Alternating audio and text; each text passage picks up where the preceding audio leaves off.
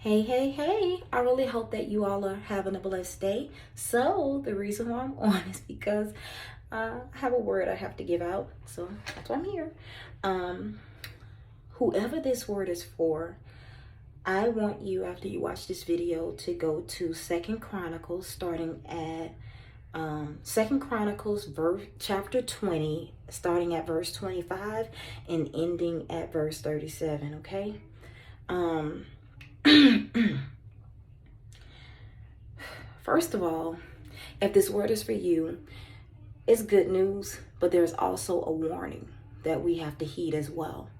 Within this time, whatever time that God chooses to do this for you, you're getting ready to come into a great spoil. It's going to be so great that you're not going to be able to obtain everything. Like it's just going to be like a large amount of a blessing that God is getting ready to rain out on you.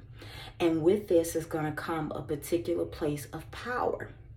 But God wants you to know that when you begin to walk in this power, to always be watchful and to remain in Him.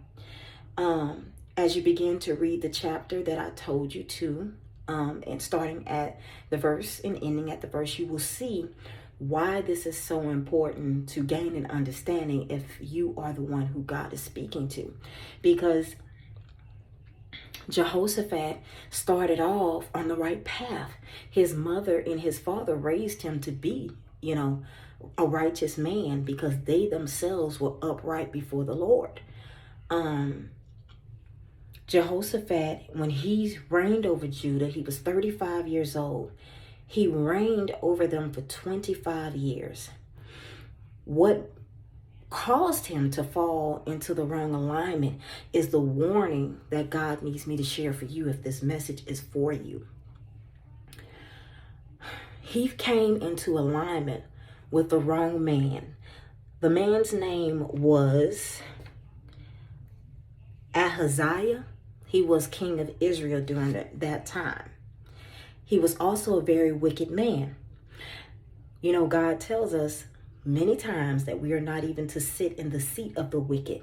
So, like the old saying, birds of a feather flock together. So even though you may be someone that's upright, you have to be very cautious as to who you allow in your circle. Because when you begin to allow the wrong people in, God looks at it just like we look at it. The old folks used to look at it, birds of a feather flock together. So just because you're entangled in with this person, God can take you down. And that's exactly what he did to Jehoshaphat. And that warning is for you. Be very careful who you allow in your circle. I don't have many people that I talk to. God is my best friend. I've learned to make him enough because I know what he told me. When he gets ready to put me and my family in this next move that he's going to be doing, we have to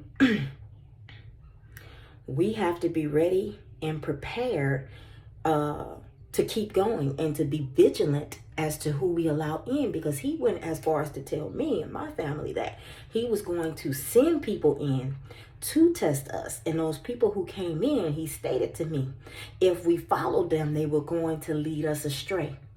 That just really made me a very cautious person in life, period, because I know I don't want to stray.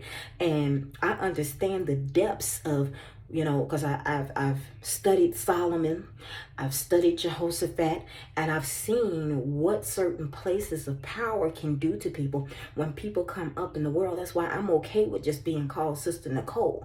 I don't need any titles. I'm okay with that, because when people get into certain alignments and different changes that God's beginning to bring into their lives that causes them to rise to power, it's just so sad how quickly we can turn from God and go over to wickedness. I mean, look at Solomon.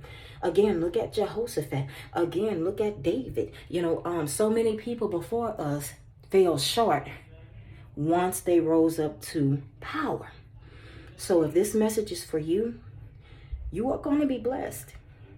But please, please, please be watchful. God bless.